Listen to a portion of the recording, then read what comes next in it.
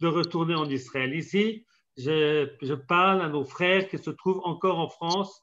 Il y avait aujourd'hui, Israël est le meilleur pays du monde, et sur le plan économique, et sur le plan médical. Venez nous rejoindre. Je sais qu'il y a des problèmes actuellement à cause du corona.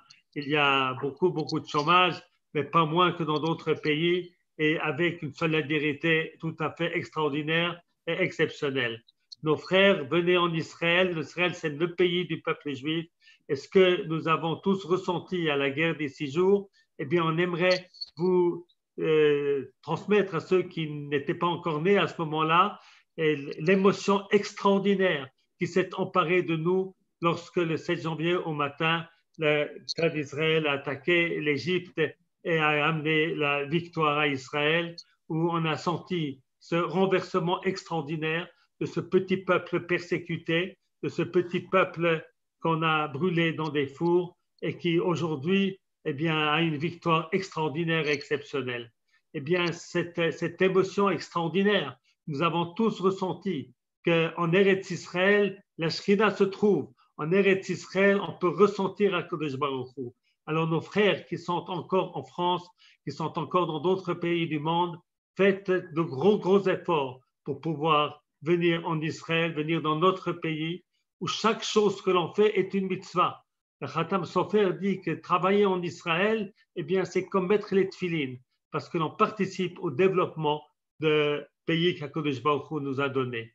Et puis pour nous qui habitons en Israël, eh bien, nous devons comprendre que Yom Yerushalayim, eh bien, a exigé de nous un supplément d'âme, un supplément de travail pour HaKadosh Baruch Hu, pour amener la Torah. Que le sionisme, pour être complet, le Rav Kook disait il y avait Tzion et Yerushalayim, Tzion la construction matérielle, Yerushalayim la construction spirituelle, mais en fait ces deux constructions vont de pair.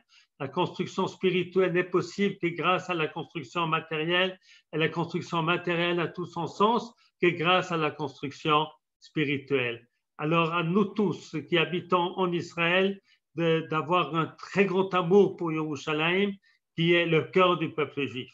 Nous savons aussi que le cœur de Yerushalayim, c'est Harabayit. Et le cœur de Harabayit, c'est l'endroit du Beth Amikdash.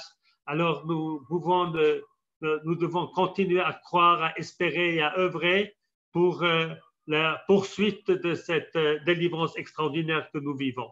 D'ailleurs, nous avons vu la dernière année des choses qu'on n'aurait pas pu penser possibles. L'ambassade américaine qui arrive en Israël, un miracle aussi extraordinaire, une reconnaissance tacite que les colonies, ce qu'on appelle les colonies, les yishuvim, font partie et sont légales, reconnues par les nations du monde. Eh bien, nous avons vu cette année encore des étapes dans cette délivrance que nous vivons depuis la création de l'État d'Israël, déjà avant, mais la création de l'État d'Israël a été le moment culminant. Alors, prions Hachem et puis faisons-nous tous les efforts pour arriver en Israël, pour développer notre pays et sur le plan matériel et sur le plan spirituel. Ne pas mélanger plus. L'important de cette soirée, c'est la fête, c'est la joie, c'est le chant et le remerciement à Kodesh Baruch Hu. Alors, Hachem Yitbarach, nous te remercions de nous avoir permis de vivre une période de Goula extraordinaire. Alors, Chag Sameach à tous.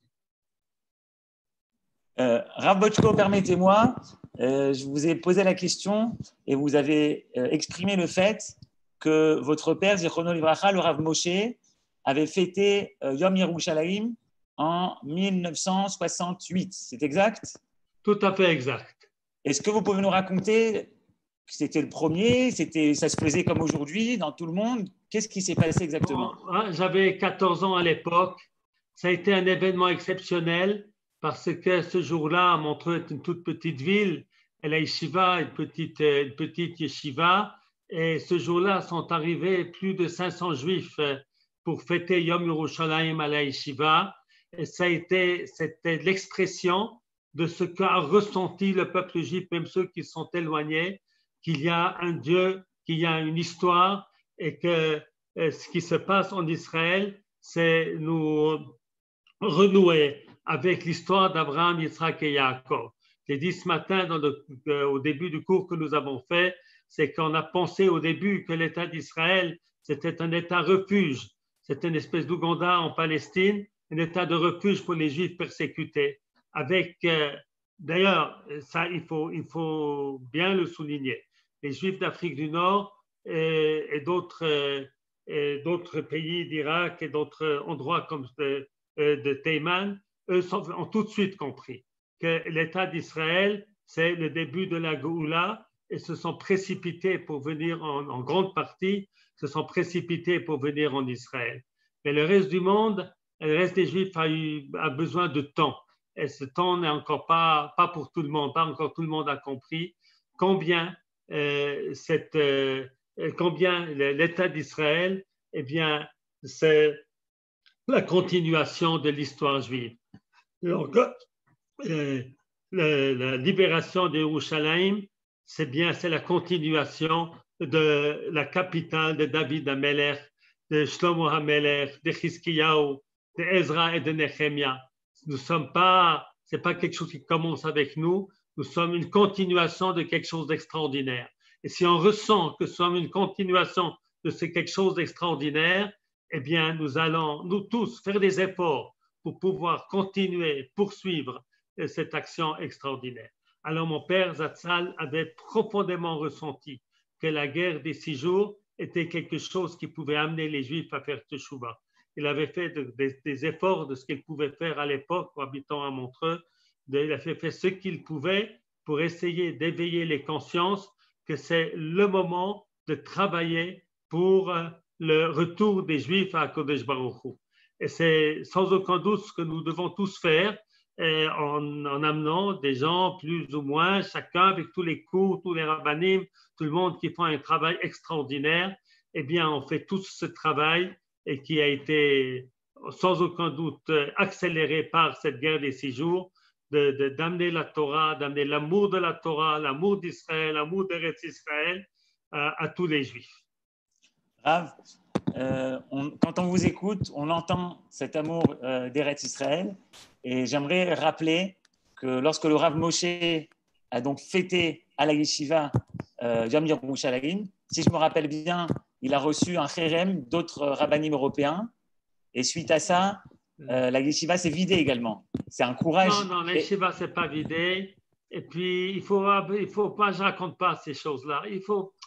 C'est un jour d'unité, Yom Yerushalayim. Oublions ces choses-là. Oublions. Baruch Hashem, vous savez, déjà ce matin, dans le cours qu'on a fait en début d'après-midi, il dit toujours, notre devoir, ce n'est pas de dire celui-là, il ne fait pas, celui-là, il ne fait pas. Et nous devons dire qu'est-ce que moi, je ne fais pas. Qu'est-ce que je peux faire mieux? Qu'est-ce que je peux faire plus? C'est pas... c'est vrai qu'il avait souffert à ce moment-là, mon père. Il avait d'ailleurs une discussion avec un rabbin qui était un très grand ami mais oublions cela. Aujourd'hui, tous les Juifs reconnaissent la centralité d'Israël, la centralité de Yerushalayim. Et nous devons tout faire pour œuvrer pour l'unité de tous et ne pas rappeler, c'est pas nécessaire. C'est pas nécessaire. Rappelez ce qu'il a fait, tout le bien que chacun fait. Voilà, je pense que c'est aussi profondément Yerushalayim. Yerushalayim, c'est la ville de l'unité, la ville de l'amour, la ville du Ain Tova, du bon œil pour voir chez chacun qu'est-ce qu'il y a de bien. Comment est-ce qu'on va dire regardez ce qu'il y a de bien en Yerushalayim. Eh bien, nous devons voir ce qu'il y a de bien chez chaque juif, chez les juifs orthodoxes, chez les juifs chiloni, c'est chacun. On doit voir chez chacun ce qu'il y a de bien en lui. Voilà. Peut-être que je raconte une toute petite histoire, si vous voulez bien. C'était à la dernière guerre à Gaza. J'étais rendre visite à des élèves et j'avais apporté des gâteaux. Et puis, en arrivant, il y a un soldat qui n'était pas religieux que je rencontre, qui était à l'entrée.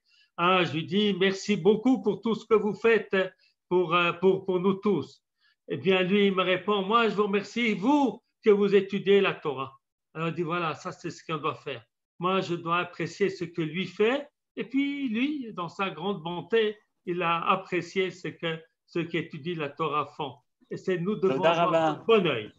Un sur l'autre, un envers l'autre. Ça, c'est Yerushalayim. Yerushalayim, c'est l'amour les uns pour les autres, l'unité de notre peuple. Merci beaucoup, Rav Bochko. On va finir sur ces paroles d'unité et d'amour envers Yerushalayim. Et on repasse en direct du Kotel pour accueillir notre prochain invité, Toda Rabba Rabba, au Rav Shaul David Bochko.